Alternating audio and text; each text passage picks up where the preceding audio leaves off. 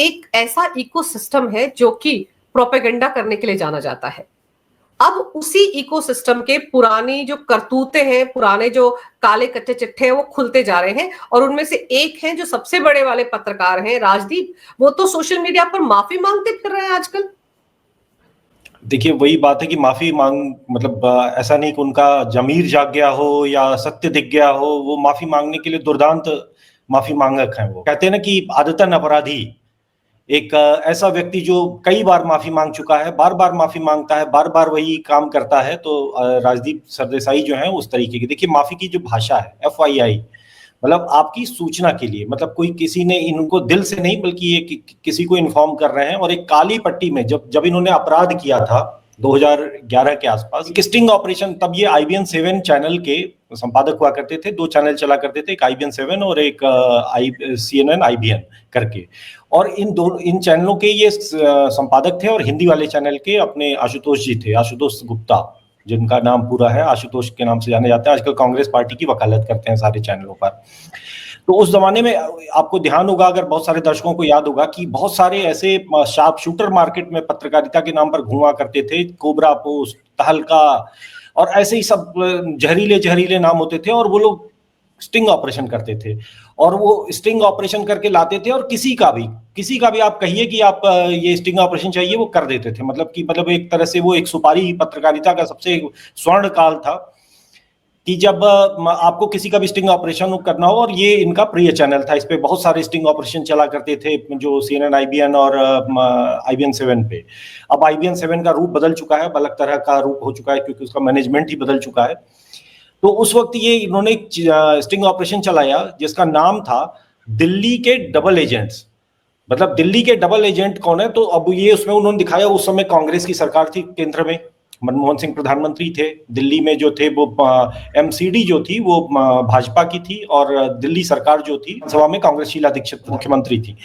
तो उस समय एक राजनीतिक पूरा जाल, जो आज ये लोग कहते हैं कि बड़ा कि पत्रकारिता का काम सत्ता से सवाल पूछना होता है, तो सत्ता से नहीं सवाल पूछते थे। उस समय कांग्रेस के बिहाफ पे ये लोग सुपारी लिया करते थे। तो इन्होंने एक स्टिंग ऑपरेशन दिखाया कि जो दिल्ली, दक्षिण दिल्ली का एक मुनीरका इलाका है, मुनीरका एक गांव, मतलब गांव कहा जाता है, गांव तो नहीं है, एक तरह से शहरी गांव है। तो वहां पर एक अवैध निर्माण का काम हो रहा है, और उसमें वहां के पार्षद जो प्रवीण सिंह टोकस हैं, वो रिश्वत ले रहे हैं। ये उन्होंने एक स्टिंग ऑपरेशन के रूप में दिलाया, कि वो सीधे शायद नहीं ले रहे हैं, उन्होंने अपने किसी एजेंट के थ्रू ले रहे हैं। तो देखिए, दिल्ली में मतलब भ्रष्टाचार तो होता है, इसमें कोई बड़ी बात नहीं है, लेकिन आप किसी को भी रैंडमली उठाकर और भ्रष्ट नहीं कह सकते हो। भारत में भी ऐसा होता नहीं है कि आप किसी को भी, और वो भी टारगेटेड, अपनी जो एक सुपारी पत्रकारिता है उसको, उसके लिए आप ये काम करो। तो इन्होंने वहां पर ये स्टिंग ऑपरेशन चैनल पे चलाया, दिल्ली के डबल एजेंट, और पूरा तमाशा कि दिल्ली में अवैध निर्माण हो रहा है, और ये भाजपा के पार्षद जो है वो ये करा रहे हैं। ये मामला फिर वहां से पहुंचता, जैसा कि होता था उस जमाने में, स्टिंग ऑपरेशन चैनल करते थे और तुरंत जो है एजेंसियां उसका संज्ञान लेती थी, जांच बैठती थी, सरकारें, मतलब लोग तलब करते किए जाते थे, और उन स्टिंग ऑपरेशन को कई बार कोर्ट में एक प्रमाण की तरह से दिखाया जाता था। बाद में लोगों ने समझा, धीरे धीरे लोगों को पता चला कि ये स्टिंग ऑपरेशन भी अपने आप में एक फर्जीवाड़ा है। मतलब उस पर जांच हुई, कार्रवाई हुई। आज कितने, मेरे ख्याल से कितने साल हो गए, 15 साल तो ही गए। 15 साल के बाद जब ये स्थिति आई है कि आज ये माफी मांग रहा है, पता नहीं उसमें कोर्ट, मैं गूगल पे सर्च कर रहा था कि भाई इस केस में अभी चल क्या रहा है, मुझे कुछ मिला नहीं। तो यानी हो सकता है कि इन्होंने प्रीएम्प्टिव कोई अगली डेट पड़ने वाली हो, उससे पहले ही ये माफी मांगकर पल्ला छुड़ाने की कोशिश में हो, या भगवान जाने, हो सकता है कि कोर्ट ने ही इनको डंडा मारा हो, कहा हो कि भाई माफी मांगो, तो इन्होंने माफी मांगी हो। लेकिन देखिए, ये पहली बार नहीं हुआ, इससे पहले भी कई बार इन्होंने माफी मांगी है, थूक कर चाटा है। इसमें भी ये लिख रहे हैं, आखिरी पंक्ति जो है बड़ी ध्यान देने लायक है, कि वो लिखते क्या है, कि ये जो है वो स्टिंग ऑपरेशन एक थर्ड पार्टी ने किया था, मतलब हमारे चैनल ने नहीं किया था, एक थर्ड पार्टी ने किया था, और मैं तो बस एंकर था, एक मासूम एंकर, एंकरिंग कर रहा था शो की, जबकि ये उस चैनल के संपादक थे। संपादक की जिम्मेदारी होती है, खबरों के चयन का तय होता है। अगर कोई स्टिंग ऑपरेशन आता है तो एक एडिटर की जिम्मेदारी होती है कि वो देखे कि वहां उसमें प्रमाणिकता है कि नहीं, सच्चाई है या नहीं है। वास्तव में इन्होंने सुपारी दी थी, सुपारी लेने वाला कोबरा पोस्ट था, और इन्होंने ऐसा करके उस वक्त की भाजपा सरकार दिल्ली में एक भ्रष्टाचार पर, चूंकि केंद्र सरकार घिरी हुई थी, भाजपा घेर रही थी, तो आपको भाजपा को लपेटना है भ्रष्टाचार के मुद्दे में, कहना कि तुम भी तो भ्रष्ट हो, तो आपने ये सुपारी वाली पत्रकारिता की थी। ये वही मामला है, और इसलिए इनको अंततः माफी मांगनी पड़ी है। इनकी पता नहीं कितनी, मेरे ख्याल से एक आधा दर्जन से ज्यादा तो ये लिखित कोर्ट के ऑर्डर पर माफी मांग चुका ये व्यक्ति है।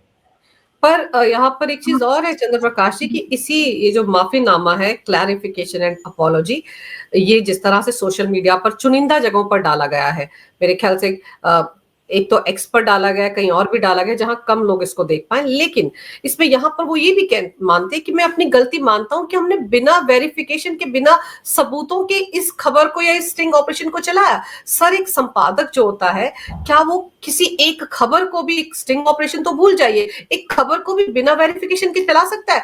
हमने तो ये सीखा है कि for the motion against the motion, दोनों पक्षों की बात उस स्टोरी में जब तक ना हो तब तक वो ऑन एयर नहीं होनी चाहिए। लेकिन ये क्या, इतना बड़ा स्टिंग ऑपरेशन बिना जाने पहचाने इन्होंने चला दिया, सिर्फ इसलिए कि बीजेपी के एक काउंसलर थे, उनको बदनाम करना था।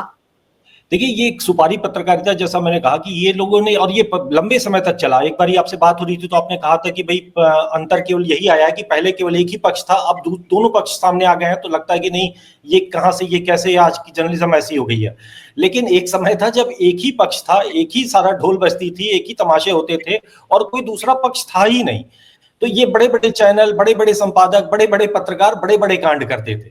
तो अब जैसे इसमें आपने कहा कि कुछ जगहों पे एक्स पे डाला, तो ये जो एक छोटे फॉन्ट, 7 फॉन्ट में जो लिखी हुई, मैं अंग्रेजी में लिखी हुई, भैया आपने ये जो तमाशा किया था वो तो हिंदी में था, हिंदी चैनल पे आपने दिखाया था, और ये जो आप माफी मांग रहे हो वो 7 फॉन्ट में, कि अगर कोई चश्मा ना लगाए तो पढ़ भी ना पाए, दूरबीन लगाकर पढ़ना पड़ेगा ये माफी। अंग्रेजी में बिल्कुल आपने विक्टोरियन अंग्रेजी में लिखा हुआ है कि इसको पढ़ने में, समझने में किसी को कम से कम नहीं तो कॉन्वेंट एजुकेटेड होना पड़ेगा। और आपने जो स्टिंग ऑपरेशन दिखाया था उसकी भाषा कुछ और थी। एक वीडियो भी इन्होंने जारी किया है, वो भी अंग्रेजी में ही है।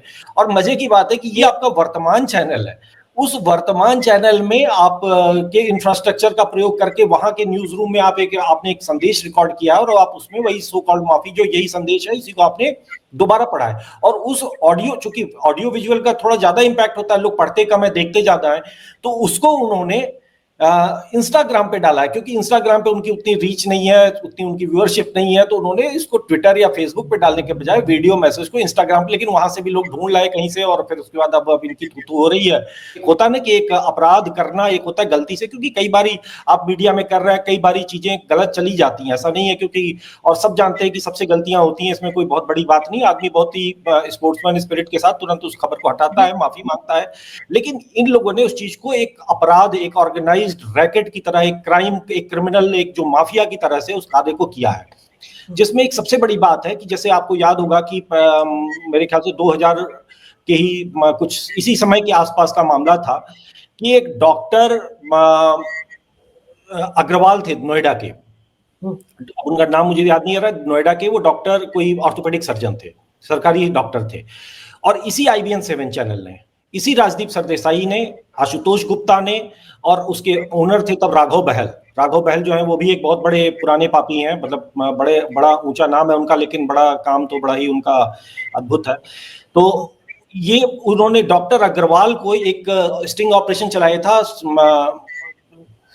डॉक्टर शैतान, मोटे मोटे अक्षरों में डॉक्टर शैतान, नोएडा में डॉक्टर शैतान, डॉक्टर शैतान। और डॉक्टर शैतान क्या करता था, वो बच्चों के हाथ पांव काटकर उनको भिखारी बनाता था। भिखारी गिरोहों के लिए वो डॉक्टर सरकारी अस्पताल में बच्चों के हाथ पांव काटकर उनको अपंग बना देता है, ऐसा उन लोगों ने दिखाया। अगले दिन वो डॉक्टर साहब यहाँ नोएडा में ही, बड़े, मतलब जो लोग उनको जानते हैं, मैं तो नहीं जानता, लेकिन बहुत सारे लोग बताते हैं कि बड़े शरीफ और सज्जन व्यक्ति हैं वो। उन डॉक्टर साहब के घर पर उनकी बीवी बच्चे, उनके परिवार रहता था, उनके घर पर पथराव हुआ और किसी तरीके से पुलिस ने उनको प्रोटेक्शन किया। बाद में सारी जांचों में पता चला कि उन्होंने ऐसा कोई, ना तो आज तक कोई ऑपरेशन किया है, ना कोई मामला है, लेकिन उनसे हो सकता है कि कुछ वसूली के लिए मांगा हो। जब नहीं मिला इनको, तो इन्होंने उनको स्टिंग ऑपरेशन में फंसा दिया। यही राजदीप सरदेसाई, यही आशुतोष गुप्ता, और इन पे केस चल रहा है, पेंडिंग है अभी, आज तक उसमें भी न्याय नहीं हुआ। हो सकता है कल ये माफी मांगकर उसमें भी पल्ला झुड़ा के भाग जाए कि भाई वो तो थर्ड पार्टी ने किया था, फोर्थ पार्टी ने किया था, और हम तो शरीफ लोग हैं, हम तो बड़े महान लोग हैं, और आज हम पत्रकारों को, कैसे पत्रकारिता हो, सरकार कैसे चले, डिप्लोमेसी कैसे हो, दुनिया कैसे चले, ट्रंप क्या करे, मोदी क्या करे, मैं बताऊंगा।